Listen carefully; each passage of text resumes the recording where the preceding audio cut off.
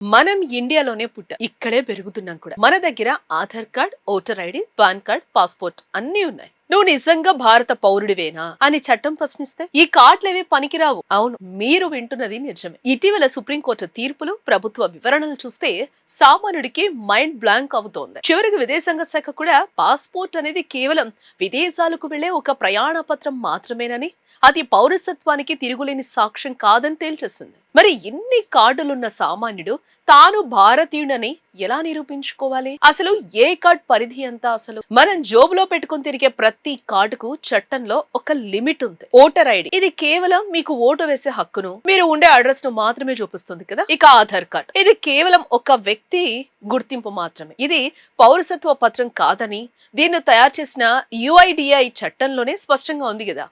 కోర్టులు కూడా దీన్ని పౌరసత్వ ఆధారంగా ఒప్పుకో. ఇక పాన్ కార్డ్, ఇది కేవలం ఆదాయపు పన్ను శాఖ ట్యాక్స్లు వసూలు చేయడానికి, మీ బ్యాంక్ లావాదేవీలను ట్రాక్ చేయడానికి ఇచ్చే నెంబర్ మాత్రమే. ఇక పాస్పోర్ట్, ఇది విదేశీ ప్రయాణాల కోసం కేంద్రం ఇచ్చే ఒక పత్రం. పౌరసత్వం వివాదాలు వచ్చినప్పుడు దీన్ని మాత్రమే ఫైనల్ ప్రూఫ్ గా తీసుకోలేమని చట్టం చెప్తోంది. ఒక వ్యక్తి భారత పౌరుడా కాదా అని తేల్చేది భారత పౌరసత్వ చట్టం 1955.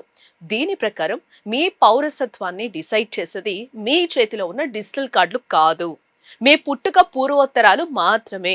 1950 జనవరి 26 నుండి 1987 జూలై 1 మధ్య ఇండియాలో పుట్టిన ప్రతి ఒక్కరూ సహజంగానే భారత పౌరులు.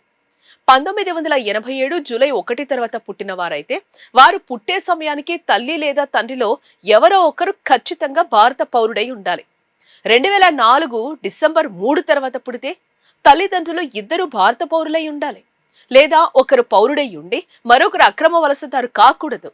అంటే ఫ్యూచర్ లో పౌరసత్వాన్ని నిరూపించుకోవాలంటే ప్రస్తుత స్మార్ట్ కార్డులు కాదు, మీ బర్త్ సర్టిఫికేట్, మీ తల్లిదండ్రుల పుట్టుకకు సంబంధించిన పాత చట్టపరమైన ఆధారాలే ముఖ్యమంట.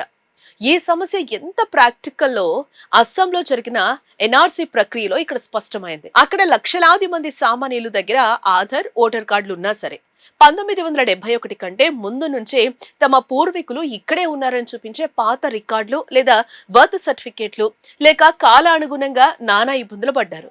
రేపు దేశవ్యాప్తంగా NRC వస్తే పరిస్థితి ఏంటనే భయం సామాన్యుల్లో అందుకే మొదలైంది. అమెరికా, యూరోప్ దేశాల్లో లాగా ఇండియాలో కూడా పౌరసత్వాన్ని ధృవీకరించే ఒకే ఒక ప్రత్యేక సిటిజన్షిప్ కార్డ్ లేదా సర్టిఫికేట్ ఇచ్చేలా ప్రభుత్వం రూల్స్ తేవాలి.